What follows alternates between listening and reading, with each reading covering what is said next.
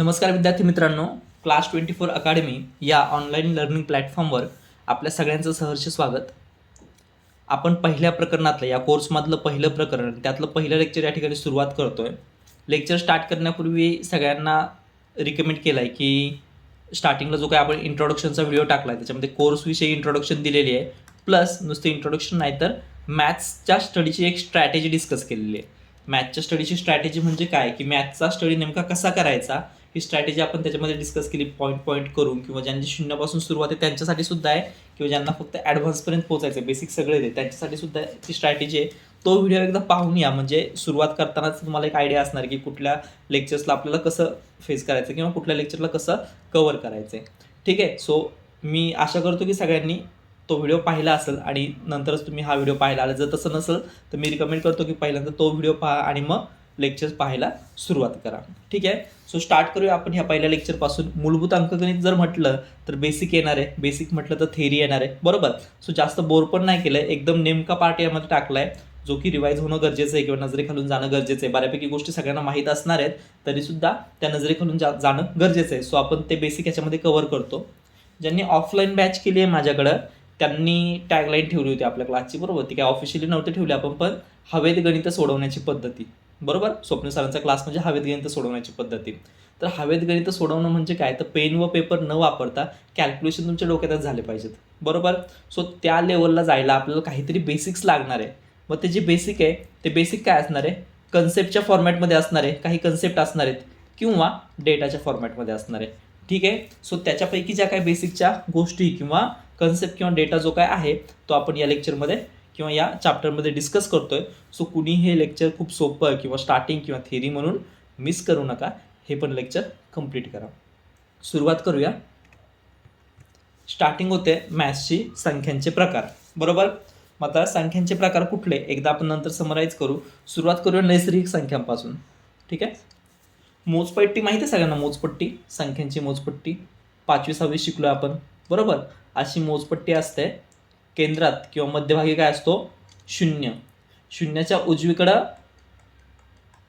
धनसंख्या असणार 1, 2, 3, 4, 5, 6, 7 कुठपर्यंत, अनंत किंवा इन्फिनिटीपर्यंत, बरोबर.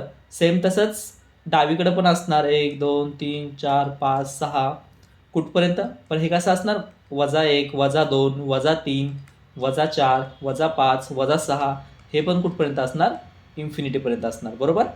Plus infinity, minus infinity. Infinity म्हणजे काय, अनंत, मोजता न येण्याजोगं. ठीक आहे, म्हणजे अनलिमिट, त्याला कुठलीही मर्यादा नाही, अमर्याद. आता हा शून्य जो असतो ना, हा काय म्हणू शकतो आपल्याला, स्थिर किंवा मध्यबिंदू आहे, बरोबर. इकडचे धन, इकडचे ऋण. जसं पुढे येतील तसं आपण ते पाहू. जस्ट फक्त मोजपट्टीची आठवण तुम्हाला या ठिकाणी मी करून दिली. 5वी-6वीमध्ये झालं आहे आपलं. आता नैसर्गिक संख्या म्हणजे काय, नैसर्गिक संख्या म्हणजे काय, 1, 2, 3, 4, 5 अप टू इन्फिनिटी. म्हणजे काय रे, 1 पासून पुढे सुरुवात होणाऱ्या संख्यांना आपण नैसर्गिक संख्या म्हणतो. डोक्यात फक्त एवढंच ठेवा. काय, 1 पासून सुरुवात होणाऱ्या संख्यांना आपण काय म्हणतो, नैसर्गिक संख्या असं म्हणतो. मग आता या नैसर्गिक संख्या मोजपट्टीवरती कुठं आल्या, शून्याच्या उजवीकडे आल्या. ठीक आहे. कुठं आल्या, या शून्याच्या उजवीकडं आल्या. आता नैसर्गिक संख्यांना काय म्हणतो आपण, मोज संख्या असंही म्हणतो. हे एक डोक्यात राहू द्या. बस लहानात लहान नैसर्गिक संख्या कोणती झाली, 1 झाली, कारण सुरुवातच 1 पासून आहे ना, शून्य घ्यायचा नाही. फक्त एवढंच लक्षात ठेवायचं आहे. बाकी सगळ्यांना माहिती असतं काय नैसर्गिक संख्या म्हणजे काय, हे म्हणजे काय, ते म्हणजे काय. सुरुवात कुठून झाली, 1 पासून झाली. कधी कधी काय होतं माहिती का, छोटासा कन्सेप्ट बेसिसचा क्वेश्चन पडतो, तिथं आपल्याला फक्त एवढंच लागत असतं की 1 पासून सुरुवात झाली बाबा, शून्य काय त्याच्यामध्ये येत नाही, म्हणजे लहानात लहान नैसर्गिक संख्या कोणती झाली आपली, 1 झाली. अशा छोट्या छोट्या गोष्टी फक्त काय करा, साईडला स्टार करून घ्या.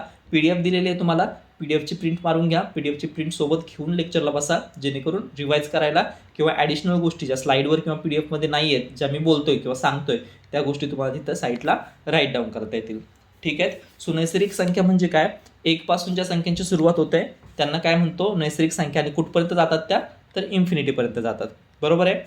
मग अशा नैसर्गिक संख्यांना काय म्हणतो आपण, मोज संख्या असं पण म्हणतो. आणि सगळ्यात लहान मोज संख्या किंवा नैसर्गिक संख्या कुठली आहे, तर 1 ही आहे. जे कोणी थोडंसं मिक्स एक्झामची तयारी करते त्यांच्यासाठी नैसर्गिक संख्यांना आपण इंग्लिशमध्ये काय म्हणतो, नॅचरल नंबर्स. ठीक आहे.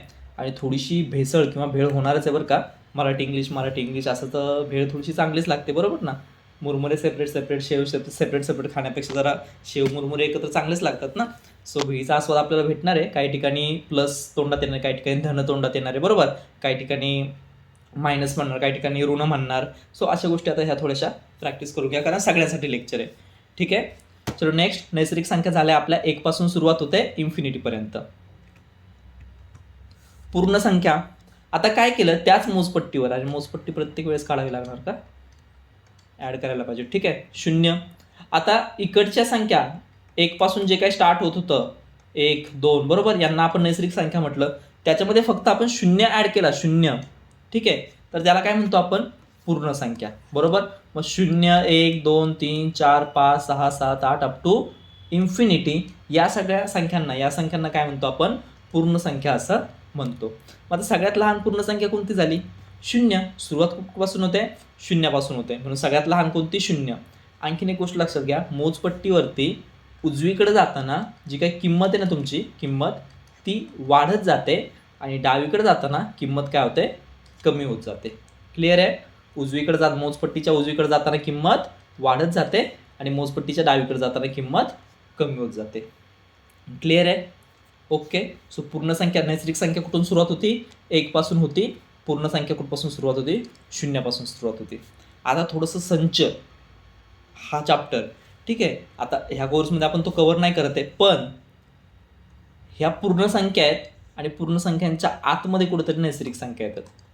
कसं, कारण नैसर्गिक संख्या काय 1 पासून सुरुवात होतात, बरोबर का नाही, 1 पासून इन्फिनिटीपर्यंत. पूर्ण संख्या 0 पासून सुरू होतात, म्हणजे पूर्ण संख्या म्हणजे थोडासा मोठा गोल झाला, आणि त्या गोलातला भाग म्हणजे काय झाला, नैसर्गिक संख्या झाला. क्लिअर आहे. पूर्ण संख्या म्हणजे मोठा गोल झाला, त्याच्यातल्या संख्या काही भाग म्हणजे काय झालं, नैसर्गिक संख्या झालं. हे फक्त मी जे कन्सेप्ट बेसिस ओरडतोय किंवा सांगतोय एवढं, तर ते म्हणजे काय, ह्या गोष्टी आहेत, ह्या छोट्या छोट्या गोष्टी आहेत, याच्यावरती प्रश्न विचारले जात आहेत. एक्झाममध्ये असं झालं आहे आता की मॅथ्सचे प्रश्न आणि कॅल्क्युलेशनच नाही करायचं, असे पण प्रश्न पडतात. मग त्या प्रश्नांना मुलांची खरी फसगत होते, की प्रश्न तर विचारला सरांनी, तिथं पेपरमध्ये क्वेश्चन होता, पण सर तिथं फॉर्म्युला नव्हतं वापरायचं, काहीतरी कन्सेप्टवरती विचारलं होतं आणि आम्हाला ते कळलंच नाही. ठीक आहे. तर अशा प्रकारच्या प्रश्नांचं स्वरूपसुद्धा वाढले मार्केटमध्ये. सो म्हणून ह्या कन्सेप्ट आपल्याला व्यवस्थित शिकून घ्यायच्यात. ठीक आहे. सगळ्यात लहान पूर्ण संख्या कोणती, 0, आणि 1 पासून कंटिन्यू पुढं झालं, 0, 1, 2, 3, 4, 1 पासून पुढं नैसर्गिक संख्या, 0 पासून पुढं पूर्ण संख्या. मग मोठा संच कोणता झाला, पूर्ण संख्या मोठा संच झाला, आणि नैसर्गिक संख्या त्याचा उपसंच झाला, किंवा त्याचा एक भाग झाला. क्लिअर आहे. पुढच्या संख्या पूर्णांक संख्या. ठीक आहे. आता मोजपट्टी काढायची गरज नाही, मी ह्यालाच मोजपट्टीचं स्वरूप देतो. ठीक आहे. 0 मध्याला असतो, उजवीकडं धनसंख्या, डावीकडं ऋणसंख्या. म्हणजे काय की अगोदर फक्त आपण 0च्या उजवीकडच्या संख्यांचा विचार केला, नैसर्गिक संख्या, 0चा पण विचार केला, पूर्ण संख्या, आणि आता 0च्या उजवीकडच्या आणि 0च्या डावीकडच्या प्लस 0 ह्या सगळ्यांचा आपण विचार केला, तर कुठल्या संख्या झाल्या, पूर्णांक संख्या झाल्या. क्लिअर आहे. आता कुठल्या आहेत बरं, 0च्या उजवीकडे जर गेले तुम्ही तर धनपूर्णांक, 0च्या डावीकडे जर गेले तुम्ही तर ऋणपूर्णांक. क्लिअर आहे. 0च्या उजवीकडे जर गेले तुम्ही तर धनपूर्णांक इकडं उजवीकडं, डावीकडे गेले तर ऋणपूर्णांक, आणि मध्यभागी काय असतो, 0. क्लिअर आहे. 0 जो काय ना मित्रांनो, तो धन पण नाही आणि ऋण देखील नाही. 0ला साईन नसतं, प्लस पण नसतं, मायनस पण नसतं. 0च्या उजवीकडं प्लसवाले असतात, 0च्या डावीकडं मायनसवाले असतात, पण 0ला कुठलंही साईन नसतं. क्लिअर आहे. इथं दिलं आपण 0 हा धनही नाही आणि ऋणही नाही. क्लिअर आहे. पूर्णांक संख्या मोजपट्टीवरच्या सगळ्या संख्या, उजवीकडच्या पण डावीकडच्या पण त्या. मग आता काय झालं बरं, संच जर मांडायचं झालं तर पूर्णांक संख्या म्हणजे मोठ्या संख्या झाल्या, बरोबर आहे. पूर्णांक संख्यांपैकी काही भाग झाला पूर्ण संख्या, आणि त्यांच्यापैकी काही भाग झाला नैसर्गिक संख्या. संच असा मांडता येईल आपल्याला. क्लिअर आहे. बाहेर काय आल्या, पूर्णांक संख्या, त्याच्या आतमध्ये काय आल्या, पूर्ण संख्या, त्याच्या आतमध्ये काय आल्या, नैसर्गिक संख्या. क्लिअर आहे. कन्सेप्ट बेसिस क्वेश्चन विचारलेले आहेत म्हणून सांगतोय. आता सांगा सर्वात लहान धनपूर्णांक आणि सर्वात लहान ऋणपूर्णांक. सर्वात लहान धनपूर्णांक कोणता आहे, 1 पासून सुरुवात झाली म्हणजे 1च असणार आहे. सर्वात मोठा सांगू शकतो का आपण, नाही, इन्फिनिटी, बरोबर. आता ऋणपूर्णांक सर्वात लहान जर सांगायचं झाला, इकडे बघा बरं का, मोजपट्टीवरती काय होतं, इथं परत काढतो मी, मोजपट्टीवरती काय होतं, 0 बरोबर. इकडं 1 2 1 2 समजा 3, इकडं -1 -2 -3. आता मोजपट्टीवरती काय होतं, उजवीकडे किंमत वाढत जाते तर डावीकडे किंमत कमी होत जाते बरोबर. म्हणजे -1 पेक्षा -2 लहान आहे, -2 पेक्षा -3 लहान आहे, -3 पेक्षा -4 लहान आहे. इकडं काय काय किंमत काय होत गेली, लहान लहान होत गेली बरोबर. काय इकडं जर डावीकडे जर किंमत लहान होत गेली तर सर्वात मोठा कोण झाला, -1 काय झाला, सर्वात मोठा ऋणपूर्णांक झाला. सर्वात लहान धनपूर्णांक 1 झाला, पण सर्वात मोठा ऋणपूर्णांक कोण झाला, -1 झाला. क्लिअर आहे. हे एक लक्षात ठेवा साईड बाय साईड. सर्वात लहान धनपूर्णांक कोणता असतो, +1 असतो, मोठा सांगू शकत नाही, मोठा इन्फिनिटीपर्यंत. आणि सर्वात मोठा ऋणपूर्णांक -1 असतो, सर्वात लहान सांगू शकत नाही, तो असतो इन्फिनिटीपर्यंत. क्लिअर आहे. चलो नेक्स्ट. तर पुढे आल्या अपूर्णांक संख्या. पूर्णांक झाल्या आपल्या नैसर्गिक, पूर्ण आणि पूर्णांक तिन्ही पण झाल्या. मग अपूर्णांक संख्या. अपूर्णांक संख्या म्हणजे काय की अशा सर्व संख्या ज्यांचा छेद शून्येतर संख्या आहे आणि ज्यामध्ये छेदाने अंशाला पूर्ण भाग जात नाही, हे पण महत्त्वाचं आहे, त्यांना अपूर्णांक संख्या असं म्हणतात. बरोबर आहे. काय सांगितलं, अशा सर्व संख्या ज्यांचा छेद शून्येतर संख्या आहे बरोबर. एक मिनिट सॉरी. अशा सर्व संख्या ज्यांचा छेद शून्येतर संख्या आहे आणि ज्यामध्ये छेदाने अंशाला पूर्ण भाग जात नाही, त्यांना काय म्हणतो आपण, अपूर्णांक संख्या असं म्हणतो. या संख्या आपण a/b स्वरूपात मांडतो. एला काय म्हणतो आपण, अंश म्हणतो. ठीक आहे. बीला काय म्हणतो आपण, छेद म्हणतो. एला काय म्हणतो आपण, अंश म्हणतो. बीला काय म्हणतो, छेद म्हणतो. आणि त्यांनी सांगितलं की बीची किंमत 0 नसली पाहिजे. का, कारण बीने किंवा शून्याने पूर्ण भाग जात नाही, की शून्याने भागच जात नाही. काय होतं त्याचं उत्तर, पुन्हा 1/0 म्हणजे इन्फिनिटीच येतं. क्लिअर आहे. काय अडचण. आता पुढं, जर एची किंमत जर बीपेक्षा मोठी असेल, म्हणजेच काय, अंश जर छेदापेक्षा मोठा असेल तर त्याला काय म्हणतो आपण, अंशाधिक अपूर्णांक. काय म्हणतो, अंश अधिक असा अपूर्णांक, अंशाधिक अपूर्णांक. बरोबर आहे. अंशाधिक अपूर्णांकाची किंमत 1 पेक्षा मोठी असते. अंशाधिक अपूर्णांकाची किंमत 1 पेक्षा मोठी असते. आता ज्या केसमध्ये ना छेद मोठा असतो अपूर्णांक अंशापेक्षा, ज्या केसमध्ये छेद मोठा असतो अंशापेक्षा, त्याला काय म्हणतो आपण, छेद अधिक असणारा, काय म्हणतो आपण त्याला, छेदाधिक अपूर्णांक असं म्हणतो. त्याची किंमत काय असते, 1 पेक्षा कमी असते. अपूर्णांक चॅप्टरमध्ये ह्या गोष्टी डिटेलमध्ये डिस्कस केलेल्या आहेत. आता फक्त आपण एवढंच पाहू. ठीक आहे. नेक्स्ट, परिमेय संख्या. बरोबर. सो सर्व पूर्णांक आणि अपूर्णांक संख्या ज्यांचा छेद शून्येतर आहे, बरोबर. अपूर्णांक संख्येमध्ये छेद शून्येतरच असणार, आपण त्याची व्याख्याच तशी केलेली आहे. b0 नाही, यांनाच आपण अपूर्णांक म्हणतो बरोबर. त्यांना काय म्हणतो आपण, परिमेय संख्या असं म्हणतो. सो मित्रांनो, आपण आत्तापर्यंत जेवढं पाहिलं त्याची जर रिव्हिजन करायची झाली तर परिमेय संख्या बरोबर, त्याच्यामध्ये काय आलं, सगळ्या आपल्या पूर्णांक संख्या पण आल्या आणि अपूर्णांक संख्या पण आल्या बरोबर. परिमेय संख्या म्हणजे काय, पूर्णांक संख्या पण आल्या आणि अपूर्णांक संख्या पण आल्या. पूर्णांक संख्यामध्ये पुन्हा त्याच्या आत काय पाहिलं होतं आपण, पूर्ण संख्या बरोबर. पूर्ण संख्यांचे 2 प्रकार पडतील. कुठले, पूर्णांक संख्यांचे 2 प्रकार पडतील. कुठले, धनपूर्णांक आणि ऋणपूर्णांक. कुठले प्रकार पडतील, धनपूर्णांक जे की उजवीकडे आहेत बरोबर, आणि ऋणपूर्णांक जे की शून्याच्या डावीकडे आहेत. धनपूर्णांक ह्यांनाच काय म्हणतो आपण, 1 पासून सुरुवात होणाऱ्यांना पुढं नैसर्गिक संख्या असं पण म्हणतो. 1 पासून बरोबर. नैसर्गिक संख्या काय, 1 पासून सुरुवात होते. 1 2 3 4. आणि ज्या ह्याच्यामध्ये फक्त काय केलं, 0 ॲड केला, तर मग 0 1 2 3 4 यांना काय म्हणतो आपण, पूर्ण संख्या असं म्हणतो. आतापर्यंत जेवढ्या संख्या पाहिल्या ह्या सगळ्यांना मिळून काय म्हणतो आपण, परिमेय संख्या असं म्हणतो. क्लिअर आहे. काय अडचण. चला आता पुढचं काय आहे, अपरिमेय संख्या बरोबर. अपरिमेय संख्या म्हणजे काय, किंवा त्यांनाच काय म्हटलं आपण, काल्पनिक संख्या ज्यांचा छेद 0 असतो त्यांना काय म्हटलं आपण, अपरिमेय संख्या असं म्हटलं, किंवा मोजता येणार नाही अशा अपरिमेय संख्या असं आपण म्हटलं. ठीक आहे. त्याच्यानंतर पुढचं, ओके. आता हे जे काय परिमेय आणि अपरिमेय संख्या आहेत ना, परिमेय संख्या आणि अपरिमेय संख्या यांना मिळून काय म्हणतो आपण? वास्तव संख्या म्हणतो. यांना मिळून काय म्हणतो आपण? वास्तव संख्या असं म्हणतो. क्लिअर आहे? सो वास्तव संख्या त्यांचे दोन प्रकार, परिमेय अपरिमेय. बरोबर? परिमेय अपरिमेयचं काय पाहिलं आपण? पुन्हा परिमेयचं पाहिलं पूर्णांक संख्या, अपूर्णांक संख्या. जस्ट रिव्हिजनसाठी लिहितोय परत एकदा. अपूर्णांक संख्या. पुन्हा पूर्णांकमध्ये आपण दोन प्रकार पाहिले, धनपूर्णांक, ऋणपूर्णांक. बरोबर आहे? त्याच्यानंतर पूर्णांकमध्ये पुन्हा आपण हे पाहिलं काय? पूर्णांकाचेच प्रकार आहेत ते, धन आणि ऋण. जसं झालं तसं यालाच आपण टाईप नाही सांगू शकत त्याचे, पण ह्याच्यातच आपण नैसर्गिक संख्या एक पाहिलं आणि पूर्ण संख्या एक पाहिलं.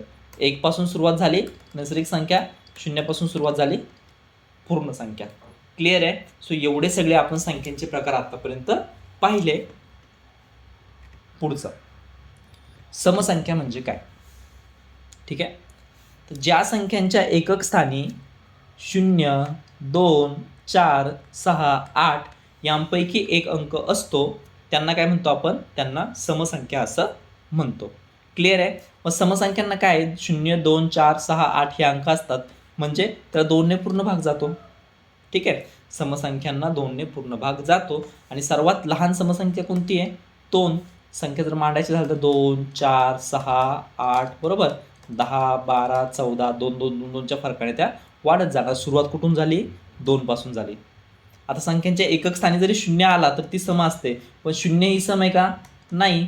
0 ही समसंख्या देखील नाही आणि 0 ही विषम संख्या देखील नाही. क्लिअर आहे? ओके. नेक्स्ट विषम संख्या. ज्या संख्यांच्या एकक स्थानी 1, 3, 5, 7, 9 यांपैकी एक अंक असतो त्यांना काय म्हणतो आपण? विषम संख्या असं म्हणतो. ठीक आहे. आता समसंख्यांना 2ने पूर्ण भाग जातो, मग विषम संख्यांना जर 2ने भाग दिला तर बाकी काय उरते? 1 उरते. पूर्ण भाग 2ने जात नाही. सुरुवात कुठून होते? 1, 3, 5, 7, 9. बरोबर? 11, 13. मग सर्वात लहान विषम संख्या कोणती झाली? 1 ही झाली. सर्वात लहान विषम संख्या 1 ही झाली. क्लिअर आहे? आणि आणखीन एक गोष्ट, कोणत्याही दोन क्रमवार समसंख्या किंवा विषम संख्या घ्या, त्यांच्यामध्ये फरक कितीचा आहे? 2 2चा आहे. 2 2नी त्या संख्या वाढत चाललेल्या असतात. ठीक आहे. आणि समसंख्या आणि विषम संख्या काय एकमेकांना अल्टरनेट असतात. एक समसंख्या 1नी सुरुवात झाली विषम संख्या, 2 समसंख्या, 3 विषम संख्या, 4 समसंख्या, 5 विषम संख्या, 6 समसंख्या. क्लिअर आहे? एक गणित विचारलं होतं UPSCला, पुढं गणितामध्ये येईलच ते. फक्त ह्या लॉजिकवरती गणित सोडवायचं होतं की अल्टरनेट एकदा सम एकदा विषम येतं. बरोबर? हे तर कुणी पण दुसरी तिसरीतलं पोरगं, पहिलीतलं मुलगं पण सांगू शकतो. 1, 2, 3 ज्याला बोलता येतं. बरोबर का नाही? किंवा बालवाडीतलं पोरगं सांगू शकतं, KGतलं पोरगं सांगू शकतं की एकानंतर 2, 2 नंतर 3, 3 नंतर 4. ह्या एवढ्या बेसिक कन्सेप्टवरती गणित होतं. फक्त कुठला फॉर्म्युला नाही, काय नाही. पोरं आपलं हवेत काय केलं, काय झालं, कसं झालं, काय समजलं नाही. बरोबर? तर असं काय करायचं नाही. बेसिक त्याच्यासाठी पक्क करून घ्यायचं आहे. क्लिअर आहे? नेक्स्ट काय दिलं आहे? मगाशीच पाहिलं आपण. कोणत्याही दोन क्रमवार सम किंवा विषम संख्या आल्या तर फरक काय असणार आहे? 2चा असणार आहे. समसंख्यांना 2ने निश्चित भाग जातो, पूर्ण भाग जातो. विषम संख्यांना 2ने भागलं तर बाकी 1 उरते. ठीक आहे. इथं दिलं आहे ते. कोणत्याही विषम संख्येला 2ने भागलं तर बाकी 1 उरते. कोणत्याही नैसर्गिक संख्येला 2ने गुणलं, बरोबर, 2च्या पटीत, तर येणारं उत्तर समच असतं. हे सगळं पुढं उपयोगी पडणार आहे. कुठंतरी n अशी संख्या दिली आहे, 2ने भागलं, बरोबर, तर ऑप्शन इलिमिनेट करायला असे प्रश्न पण तार्किक गणित किंवा तुटप्रश्न हा एक टॉपिक टाकलेला आहे. तुलनात्मक उदाहरणं किंवा कुटप्रश्न. बरोबर? तर ते कुटप्रश्न त्या टॉपिकमध्ये अशा प्रकारचे गणित तुम्हाला पाहायला भेटतील. तिथं ह्या कन्सेप्ट वापरायच्यात आपला. ठीक आहे. कोणतं चॅप्टर आहे? कुटप्रश्न किंवा तुलनात्मक उदाहरणं अशा प्रकारचा एक चॅप्टर आहे. तर कोणत्याही 2 किंवा जास्त समसंख्यांची बेरीज, वजाबाकी, गुणाकार हे नेहमी काय असते? समसंख्याच असते. समसंख्यांची बेरीज करा, वजाबाकी करा, गुणाकार करा, समच येणार आहे. कोणत्याही समसंख्येला समने गुणलं तर समच उत्तर येते. कोणत्याही समसंख्येत 1 मिळवला तर विषम संख्या येते. विषम संख्येत 1 मिळवला तर समसंख्या येते. किंवा समसंख्येतून 1 वजा केला विषम संख्या येते. विषम संख्येतून 1 वजा केला तर समसंख्या येते. क्लिअर आहे? कारण फरक एकचा आहे, अल्टरनेट एकामागे एक येतं. सो बेसिक कॉमन सेन्सची गोष्ट आहे. कोणत्याही 2 विषम संख्यांची बेरीज किंवा वजाबाकी सम असते. हे महत्त्वाचं आहे. विषमची बेरीज किंवा वजाबाकी सम असते. पुढे दिल्यात आपल्याला मूळ संख्या, बरोबर आहे. ज्या संख्येस त्याच संख्येने किंवा फक्त आणि फक्त एक या संख्येने पूर्ण भाग जातो, एक ह्या संख्येने पूर्ण भाग जातो, काय पाहिजे ते संख्येने, एक या संख्येने पूर्ण भाग जातो त्या संख्यांना काय म्हणतो आपण, मूळ संख्या. म्हणजे काय रे, यांचे अवयव पडत नाही, यांचे अवयव पडत नाही. अवयव काय असतो, फक्त एक आणि तीच संख्या. यांचे अवयव काय असतात, एक आणि तीच संख्या. ठीक आहे. फॉर एक्झाम्पल 17, 17चे अवयव 17 आणि 1, 13, 13चे अवयव 13 आणि 1. ठीक आहे.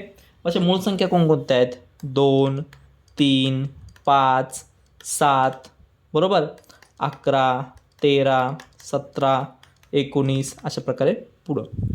आता ह्याच्यात जर तुम्ही ऑब्झर्व केलं तर 2 ही एकमेव अशी संख्या आहे की जी सम आहे तरी पण मूळ संख्या आहे. बाकी सगळ्या मूळ संख्या काय आहेत, विषम आहेत.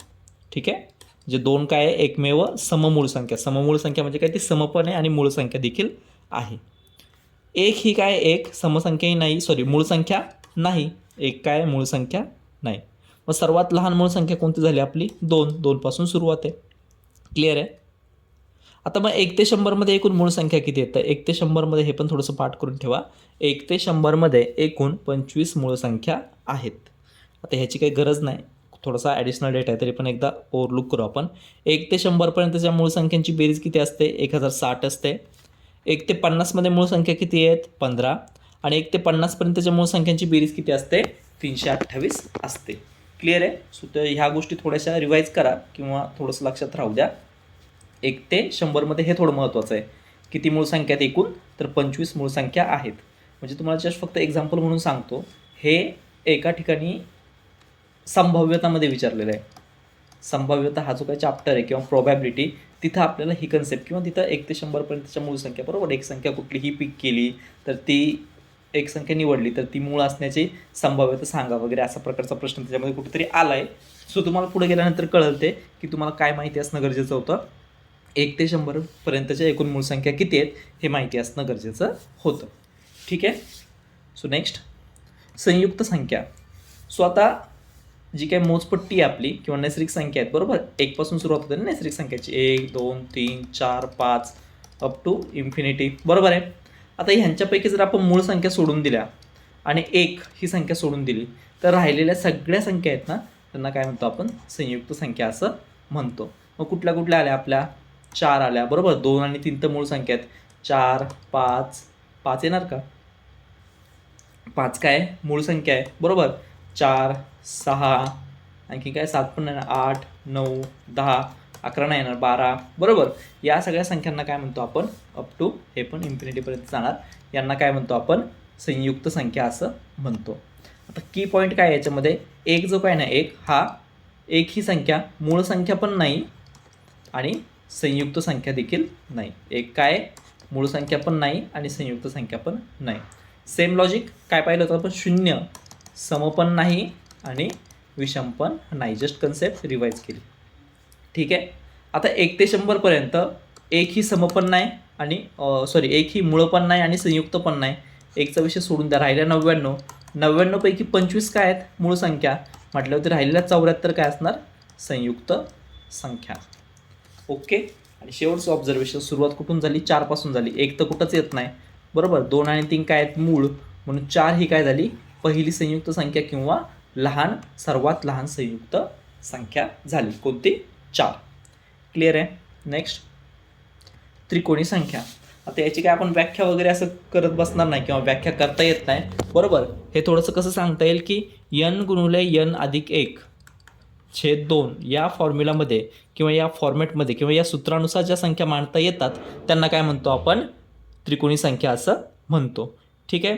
सो ह्या यनला काय म्हणतो आपण, त्या त्रिकोणी संख्येचा पाया म्हणतो. मग कोणती पण संख्या घेऊ आपण, समजा n बरोबर किती घेतलं, 10, म्हणजे आपला पाया किती झाला, 10. मग 10 पाया असणारी त्रिकोणी संख्या कशी काढणार आपण, कोणती आहे, यांची किंमत टाका, 10 गुणुले n अधिक 1 म्हणजेच काय, 11/2. बे बे पंचे 10, 11 किती आलं, 55 आलं. क्लिअर आहे. सो अशा प्रकारे n बरोबर 10 पाया म्हणून आपण काढलेली ही त्रिकोणी संख्या किती आली, 55. सो अशा प्रकारे तुम्हाला n गुणिले n अधिक 1/2 याच्यावरती जे काही गणितं आहेत ना, n पाया असताना त्रिकोणी संख्या काढा किंवा त्रिकोणी संख्या तुम्हाला ऑलरेडी दिली तिचा पाया काढा, तर हे गणितं आपण पुढं कवर केलेलं आहे. सो तिथे गेल्यानंतर ते कळेल. फक्त आता कन्सेप्ट समजून घ्या. ठीक आहे. पुढची संख्या आहे सहमूळ संख्या. कोणती संख्या आहे? सहमूळ संख्या. आता अशा कोणत्या पण दोन संख्या, मूळ संख्यांची स्पेशालिटी काय पाहिली आपण? मूळ संख्यांचा गुणधर्म की त्यांच्यामध्ये कुठलाही कॉमन फॅक्टर नसतो. कॉमन फॅक्टर नसतो म्हणजे काय? आता हे कळलं तुम्हाला जर लसावी स्टार्ट झाल्यावरती, लसावी मसावी. कॉमन फॅक्टर म्हणजे काय? सामायिक अवयव नसतो. आता मग सामायिक अवयव नसतो, बरोबर. सामायिक अवयव नसतो किंवा मूळ संख्यांना काय नसतो? अवयव नसतो, बरोबर आहे. मूळ संख्यांना काय असतो? फक्त एक किंवा तीच संख्या एवढेच अवयव असतात, दुसरा अवयव नसतो. आणि सहमूळ संख्या म्हणजे काय? की त्यांना कॉमन फॅक्टर नसतो किंवा सामायिक अवयव नसतो. पण ते कुठल्या पण असतील. आता 9 आणि 10 या दोन्ही पण संख्या काय आहेत? संयुक्त संख्या आहेत, बरोबर. या काही मूळ संख्या नाही आहेत. पण ह्या दोघांमध्ये कॉमन आहे का काही? दोघांमध्ये काहीही कॉमन नाही. अशा संख्यांना काय म्हणतो आपण? सहमूळ संख्या असं म्हणतो. अशा प्रकारच्या संख्या का ज्या दोन संख्यांमध्ये कॉमन फॅक्टर नसतो किंवा सामायिक अवयव नसतो त्यांना आपण सहमूळ संख्या असं म्हणतो. क्लिअर आहे. मग जेवढ्या काही क्रमवार संख्या आहेत ना, क्रमवार, तेवढ्या सगळ्या क्रमवार संख्या म्हणजे 2-2च्या जोडीत त्यांना काय म्हणतो आपण? त्या सहमूळचं एक्झाम्पल आहेत. फॉर एक्झाम्पल 9 आणि 10, 10 आणि 11, ठीक आहे, किंवा 99 आणि 100. क्रमवार संख्येमध्ये काही कॉमनच नसणार आहे ना, बरोबर. सो सगळ्या क्रमवार संख्या काय आहेत? आपल्या सहमूळ संख्या आहेत. ही महत्त्वाची गोष्ट आहे. की थिंक या स्लाईडवरती काय सांगितली? सर्व क्रमवार संख्या या सहमूळ संख्या आहेत. त्याच्यानंतर दुसरी गोष्ट सांगतो, क्रमवार विषम संख्या. ठीक आहे, क्रमवार विषम संख्या ह्यासुद्धा काय आहेत? सगळ्या सहमूळ संख्या. कारण क्रमवार विषम संख्यांमध्ये सुद्धा कोणताही फॅक्टर किंवा कुठलाही अवयव सामायिक नसतो. सो क्रमवार विषम संख्यासुद्धा काय झाल्या? सहमूळ संख्या झाल्या. आता क्रमवार संख्या झाल्या, क्रमवार विषम संख्या झाल्या. मग व्हॉट अबाउट क्रमवार समसंख्या? बरोबर आहे. तर क्रमवार समसंख्यांच्या बाबतीत असं होत नाही, कारण क्रमवार समसंख्यांमध्ये बाकी काही सामायिक असो किंवा नसो, तिथं 2 मात्र सामायिक असतो. काय सामायिक असतो? 2 सामायिक अवयव त्यांचा असतो. कुठल्या पण घ्या तुम्ही. समजा 14 आणि 16 जातोय दोघांना भाग. 98 आणि 100 क्रमवार आहेत ना, समसंख्या, जातोय दोघांना पण 2ने भाग. सो सहमूळ संख्या म्हणजे काय? ज्याच्यामध्ये फॅक्टर काहीच कॉमन नाही पाहिजे. इथं तो फॅक्टर कॉमन येतोय, बरोबर. सो क्रमवार समसंख्या याच्यामध्ये येत नाहीत. क्रमवार समसंख्यांमध्ये कॉमन फॅक्टर असतो. कोणता असतो? 2 हा कॉमन फॅक्टर असतो. क्लिअर आहे. चलो नेक्स्ट, जोडमूळ संख्या. मूळ संख्या झालं, सहमूळ संख्या झालं. आता काय पाहतोय आपण? जोडमूळ संख्या. ठीक आहे. आता ज्या 2 मूळ संख्यांमध्ये 2चा फरक असतो ना, त्यांना काय म्हणतो आपण? जोडमूळ संख्या असं म्हणतो. कोणत्या संख्या? जे मूळ संख्यांच्या जोड्याच पाहिजेत आपल्याला, बरोबर. मूळ संख्यांच्या जोड्या, पेअर ऑफ प्राईम नंबर्स. आता हे थोडंसं राहिलं द्यायचं, पण मूळ संख्या म्हणजे काय? Prime numbers. हे कंप्लीट करून घ्या तुम्ही साईड बाय साईड. जे कोणी दुसऱ्या एक्झामची तयारी करतं आहे किंवा ज्यांना मराठी बॅकग्राऊंड जास्त नाही आहे, सो त्यांनी थोडंसं नोट्समध्ये पण ते लिहून घ्या, हायलाईट करून घ्या. गुगल केलं तरी कळून जाईल की मूळ संख्यांना इंग्लिशमध्ये काय म्हटलं तर नॅचरल नंबर्सला नैसर्गिक संख्या, बरोबर. तसं किंवा होल नंबर्स म्हणजे पूर्ण संख्या, बरोबर आहे. मग पूर्णांक संख्या म्हणजे काय? सो अशा प्रकारच्या ज्या काही गोष्टी आहेत ना, पूर्णांक संख्या म्हणजे इंटिजर्स, अपूर्णांक म्हणजे फ्रॅक्शन्स. तर ह्या गोष्टी साईड बाय साईड तुम्ही जरा कंप्लीट करत चला, कारण ते सांगायचं राहिलं माझं. ठीक आहे. सो जोडमूळ संख्या म्हणजे काय? की अशा मूळ संख्या का ज्यांच्यामध्ये 2चा फरक असतो. आणि मूळच संख्या, बरं का. सहमूळमध्ये कोणत्या पण संख्या घेतल्या आपण, जोडमूळमध्ये फक्त मूळच संख्या पाहिजे. मग आता इथे दिलं आहे आपल्याला की पॉईंट काय? की 1 ते 100पर्यंत जोडमूळ संख्यांच्या जोड्या किती आहेत? 8 आहेत. कुठल्या कुठल्या? 3 आणि 5 2चा फरक आहे. 5 आणि 7 2चा फरक आहे. 11 आणि 13 2चा फरक आहे. 17 आणि 19 2चा फरक आहे. 29 31 2चा फरक आहे. 41 43 2चा फरक आहे. 59 61 2चा फरक आहे. आणि 71 आणि 73 2चा फरक आहे. म्हणजे एकूण अशा किती जोड्या आहेत आपल्याकडं? जोडमूळ संख्यांच्या 8 जोड्या आहेत. क्लिअर आहे. ओके. नेक्स्ट, वास्तव संख्या. आता हेच मगाशी आपण पाहिलं, हे लास्टला दिलं आहे. इथं आपण मगाशीच पाहिलं ते की वास्तव संख्या. वास्तव संख्यांचेच 2 भाग आपण पाहिले. जेवढ्या काय परिमेय संख्या आहेत आणि अपरिमेय संख्या, यांना सगळ्यांना मिळून काय म्हणतो आपण? वास्तव संख्या असं म्हणतो. क्लिअर आहे. चलो नेक्स्ट, ओके, काय दिलं आहे पुढं? बेरीज वजाबाकीचे नियम. ठीक आहे. आता बेरीज कधी करायची माहिती आहे का? जर दोन्ही संख्यांची चिन्ह किंवा जे काही दिलेलं आहे त्या संख्येची चिन्ह जर समान असली ना तर बेरीज करायची. मग ते दोन्ही चिन्ह प्लस प्लस असू द्या किंवा दोन्ही चिन्ह मायनस मायनस असू द्या, त्याची काय करणार आपण? बेरीज करणार आणि जे काही चिन्ह आहे ते देणार. फॉर एक्झाम्पल इथं दिलं आहे 13+19. 13ला कुठलं चिन्ह आहे का? नाही. मग जिथं चिन्ह नाही तिथं आपण काय कन्सिडर करतो? अधिक कन्सिडर करतो. बरोबर आहे. मग दोन्ही पण अधिक अधिक याची काय होणार? बेरजेची क्रिया होणार. 13 आणि 19 32 आणि त्याला पण अधिकचं चिन्ह राहणार. बरोबर. सेम खाली काय येतं? -11 -22 वजा वजा समान चिन्ह आहे. -11 -12 आहे. ठीक आहे. सो 11 आणि 12 यांची काय होणार? बेरीज होणार. किती आली? 23 आणि सेम चिन्ह म्हणजे वजाचं चिन्ह त्याला तसंच राहिलं. म्हणजे काय थोडक्यात तर समान चिन्ह असताना बेरीज करायची आणि जे चिन्ह आहे तेच द्यायचं. ठीक आहे. जसं हे बेरजेचं तसं वजाबाकीचं कसं? की दोन संख्यांची बेरीज करत असताना चिन्ह जर भिन्न असलीत, ठीक आहे, चिन्ह जर भिन्न असली तर त्यांची काय करायची? वजाबाकी करायची आणि येणाऱ्या उत्तराला मोठ्या संख्येचं चिन्ह द्यायचं. बेसिक आहे एकदम. बरोबर. +13 - 19 +13 - 19 काय रे? इथं अधिक आहे, इथं वजा आहे. वजाबाकी करा. 13 आणि 19ची वजाबाकी आली 6. मोठ्या संख्येचं चिन्ह वजा. क्लिअर आहे. -5 + 3 -5 + 3 काय आहे? विरुद्ध चिन्ह आहेत. बरोबर. वेगवेगळे चिन्ह आहेत. काय करा? दोघांची बेरीज करा. किती आली? 2. मोठ्या संख्येचं चिन्ह काय? वजा. इकडे द्या वजा. +7 - 5 +7 - 5 काय आहे? 7 आणि वेगवेगळे चिन्ह आहेत. 7 आणि 5 वजाबाकी करा. किती आली? 2. मोठ्या संख्येचं चिन्ह द्या अधिक. क्लिअर आहे. सो एवढा सिम्पल नियम होता. काय? जर समान चिन्ह असतील तर बेरीज करायची, विरुद्ध चिन्ह असतील तर वजाबाकी करायची आणि मोठ्या संख्येचं उत्तर द्यायचं. क्लिअर आहे. नेक्स्ट. सो इथं वजाबाकीचे नियम दिलेत काही आणि हे थोडंसं आपल्याला तार्किक गणित जे काय मगाशी सांगितलं तुम्हाला की कुटप्रश्न, ठीक आहे, किंवा तुलनात्मक उदाहरणं वगैरे तिकडे अशा काही प्रकारची गणितं विचारलेली आहेत ते आपण पाहू. सो समसंख्या, दोन समसंख्यांची वजाबाकी ही नेहमी सम असते. दोन विषम संख्यांची वजाबाकी पण ही नेहमी सम असते. सम आणि विषमची विषम, विषम आणि समची विषम. म्हणजे दोन्ही पण सम आले तर वजाबाकी पण सम. दोन्ही विषम विषम आले म्हणजे काय? दोन्ही सेम सेम याच्या आल्या. बरोबर का नाही? तर सम असणार. आणि एक सम एक विषम किंवा एक विषम एक सम असं वेगवेगळं आलं तर ती विषम असणार. आणि हे नियम पाठ करण्याची गरज नाही. समजा पेपरमध्ये जर याच्या बेसिकवरती जर कुठली कन्सेप्ट विचारली जाते, आपण काय करू शकतो? पटकन दोन समसंख्यांची वजाबाकी ना. सो 8 - 4 किती येतं आहे? 4 येतं आहे. 6 - 2 किती येतं आहे? 4 येतं आहे. सो असं आपण क्रॉस चेक करून सुद्धा हे जे काही कंक्लुजन आहेत हे काढू शकतो. ठीक आहे. सो असं काही नेसेसरी नाही का हे सगळं पाठच करून ठेवा. जस्ट फक्त एकदा नजरेखालून गेलेलं असू द्या. क्लिअर आहे. चलो नेक्स्ट. गुणाकाराचे नियम. आता गुणाकाराचे नियम काय सांगतात माहिती का? कोणत्याही संख्येला समसंख्येने जर गुणलं तर त्याचं उत्तर काय येतं? सम येतं. मग आता इथं बघा दोन समसंख्या समच येणार. एक विषम एक सम, एक सम आली म्हणजे समच येणार. एक सम एक विषम सम आली म्हणजे समच येणार. म्हणजे कोणत्याही संख्येला समने जर गुणलं तर त्याचं उत्तर काय असणार आहे? समच असणार आहे. मग ती कोणतीही संख्या असू द्या. क्लिअर आहे. जर फक्त दोन विषम विषम संख्या असतील तरच त्याचं उत्तर काय असणार आहे? विषम असणार आहे. आणि बाय डिफॉल्ट जसं मी मागच्या स्लाईडमध्ये सांगितलं सेम तसंच जर याच्यावरती आधारित काही गणित पडतं आहे तर तिथं तुम्ही डायरेक्ट बाय प्रॅक्टिस पण जाऊ शकता किंवा बाय ट्रायल अँड एरर पण जाऊ शकता. कसं?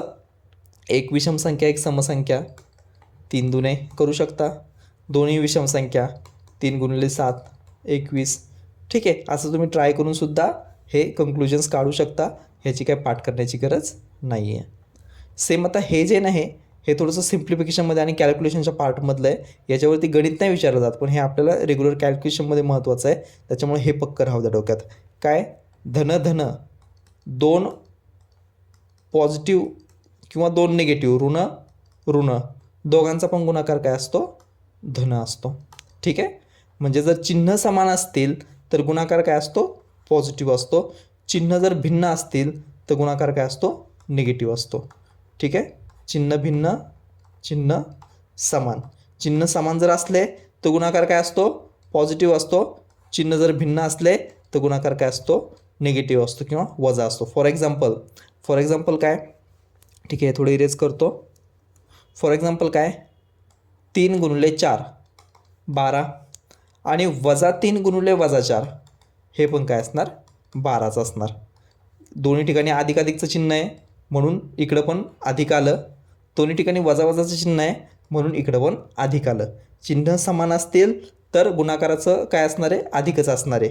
चिन्ह भिन्न असतील म्हणजे समजा 3 × -4 काय येईल -12 किंवा -3 × +4 बरोबर आहे. -3 × 4 हे पण काय असणार आहे -12. चिन्ह जर भिन्न भिन्न असले तर गुणाकार काय असणार वजामध्ये येणार किंवा मायनस येणार. चिन्ह जर समान असले तर गुणाकार काय येणार प्लसमध्ये येणार. हेच फक्त ह्या नियमामध्ये सांगितलं. आणि हे कशासाठी महत्त्वाचं आहे हे आपल्याला पदावल्या सोडवायच्या सिम्प्लिफिकेशन वगैरे बरोबर तिथं तर हे महत्त्वाचंच आहे. आणि प्लस प्रत्येक गणितात शेवटच्या स्टेप म्हणजे काही ना काही कॅल्क्युलेशन करायचं आहे ना. सो कॅल्क्युलेशन करतानाचं किंवा आकडेमोड करतानाचा हा महत्त्वाचा भाग आहे बेसिक भाग आहे म्हणून थोडासा हे करून सांगितलं डिटेलिंगमध्ये सांगितलं. आता आणखीन एक गोष्ट ज्यावेळेस कंसाच्या बाहेर मायनस साईन असतं ना आता हे पदावलीचं वगैरे आलं म्हणून सांगतोय. कंसाच्या बाहेर मायनस साईन असतं ना ते आतल्या सगळ्या पदांची साईन काय करतं रिवर्स करतं. फॉर एक्झाम्पल कंसाच्या बाहेर मायनस साईन आहे A + B - C असं आहे. तर हे काय होणार कंस जर काढून टाकला एला काहीच नाही म्हणजे प्लस आहे बरोबर अधिक आहे सो मायनस झाला. बीला प्लस आहे बी मायनस झाला आणि सीला मायनस आहे सी काय झाला प्लस झाला. असं का झालं कारण हा मायनस म्हणजे काय गुणाकार आहे बाहेर आहे बरोबर. मग गुणाकार वजा आणि अधिकचा गुणाकार वजाच येणार. वजा आणि अधिकचा गुणाकार वजाच येणार.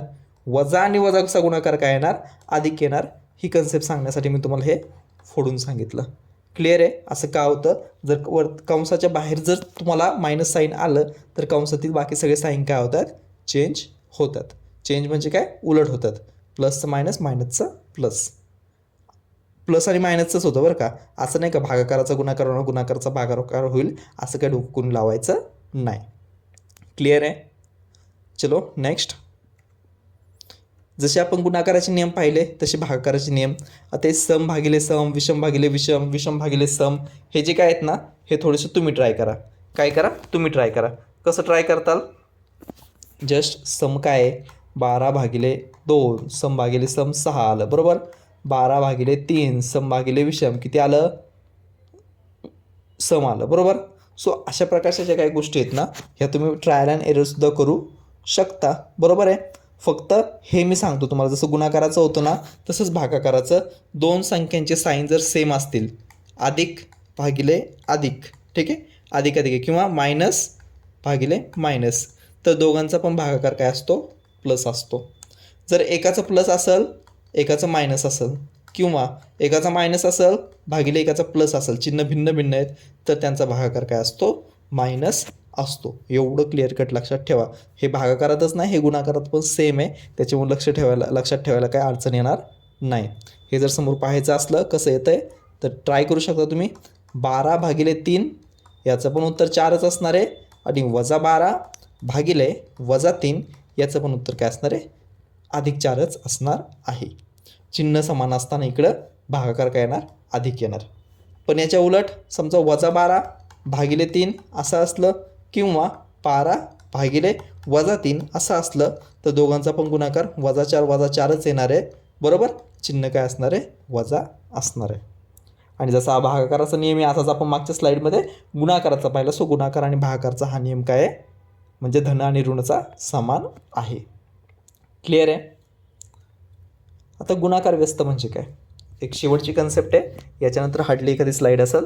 गुणाकार व्यस्त म्हणजे काय ज्या दोन संख्यांचा गुणाकार 1 येतो त्यांना एकमेकींचा काय म्हणतो आपण गुणाकार व्यस्त. ठीक आहे.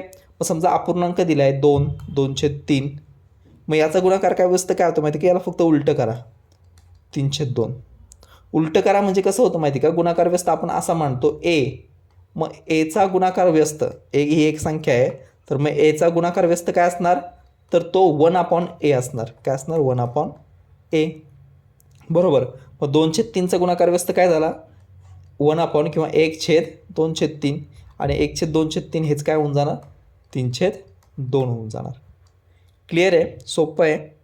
गुणाकार व्यस्त म्हणजे काय आणि ते चेक करून पहा तुम्ही 2/3चा 3/2 2/3 × 3/2 दोघांचा गुणाकार करून पहा 3 3 कॅन्सल 2 2 कॅन्सल किती आलं 1 बरोबर आहे. म्हणजे गुणाकार व्यस्त आणि ती संख्या आणि तिचा गुणाकार व्यस्त यांचा गुणाकार नेहमी किती येतो? 1 येतो. क्लिअर आहे? एकदम सिंपल कन्सेप्ट आहे. गुणाकार व्यस्तची कन्सेप्टसुद्धा आपण अपूर्णांकामध्ये डिटेलिंगमध्ये पाहिलेली आहे. एक शेवटचं फक्त एवढं पहा, फॅक्ट दिलेली आहे 1 ते 100पर्यंतच्या संख्यांमध्ये, आणि हे भरपूर ठिकाणी वापरलं आहे बरं का, त्याच्यामुळं हे एकदम व्यवस्थित राहू द्या. म्हणजे प्रश्न कसा विचारला जातो ते सांगतो तुम्हाला. आधी हे पहा, 0 हा अंक 11 वेळा आला, 1 हा अंक 21 वेळा आला, 2 ते 9 हे अंक 20 वेळा आले. कुठून कुठपर्यंत? 1 ते 100पर्यंतच्या संख्यांमध्ये. ठीक आहे. 1 ते 100पर्यंतच्या संख्यांमध्ये काय होतं? 0 हा अंक 11 वेळा येतो, 1 हा अंक 21 वेळा येतो, 2 ते 9पर्यंतचे अंक प्रत्येकी 20 वेळा येतात. क्लिअर आहे? आता ह्याच्यावरती प्रश्न एक असा पडला होता बरं का, आय थिंक UPSCला पडला होता की MPSCला, असंच काहीतरी, किंवा दुसऱ्या कुठल्या एक्झाम्पला पण, म्हणजे सिम्पल येते का, असं नाही की UPSCला पडला आम्हाला येणार नाही वगैरे. हे ते कन्सेप्ट बेसिसचा प्रश्न होता म्हणून सांगतोय. प्रश्न असा होता की एका पुस्तकाचं नंबरिंग आहे. ठीक आहे. नंबरिंग म्हणजे काय? पहिल्या पेजला 1, दुसऱ्या पेजला 2, तिसऱ्या पेजला 3, बरोबर. सो प्रत्येक याला तिथे ते काय करणार? एक होल करणार. 1 नंबरला 1 होल, 2 नंबरला 2 होल, अशा प्रकारचा काहीतरी प्रश्न होता. सो 2 नंबरचे होल किती होतील वगैरे असं काहीतरी प्रश्न त्यांनी विचारला होता. तर 2 हा अंक किती वेळा येणार आहे? हां, असं काहीतरी होतं. दुसऱ्या अंकाला येतील ते पुढं प्रश्न आहेत, आपण ॲड केलेले तशा प्रकारचे पण प्रश्न. पण सांगायचा हेतू काय फक्त की ह्या बेसिकवरती आधारित प्रश्न आपल्याला सोडवायचे आहेत. त्याच्यामुळं हे एकदम तोंडपाठ करून ठेवा. क्लिअर आहे? काय या स्लाईडवरती 1 ते 100पर्यंतच्या संख्यांमध्ये 0 हा अंक 11 वेळा, 1 हा अंक 21 वेळा, तर 2 ते 9पर्यंतचे अंक प्रत्येकी 20 वेळा येतात. बस एवढं पाठ करून ठेवा. सो शेवटची स्लाईड, ह्या स्लाईडसोबत आपण हे लेक्चर या ठिकाणी स्टॉप करूया. पुढच्या लेक्चरमध्ये आपण राहिलेले थिअरी पार्ट कवर केला आहे. 3 लेक्चर ॲक्च्युली थिअरीचे. पहिलं लेक्चर आपलं झालं आहे, दुसऱ्या लेक्चरमध्ये पण थिअरी पार्ट आहे, तिसऱ्या लेक्चरमध्ये आपण विभाज्यतेच्या कसोट्या घेतल्यात. त्याच्यानंतर परत 3 लेक्चर आहे की ज्याच्यामध्ये आपण हे जे काही शिकलो आहे याच्यावरचे गणितं पुढे आलेले आहेत. हे जे काही गणितं मी आत्ता बोललो हे पण गणितं त्याच्यामध्ये इन केलेले आहेत, ॲड केलेले आहेत. सो अशा प्रकारे आपलं थिअरीचं किंवा तुम्ही जो काही कोर्स सुरू केला आहे त्याचं हे पहिलंच लेक्चर होतं. सो पहिलं लेक्चर आपण या ठिकाणी स्टॉप करूया.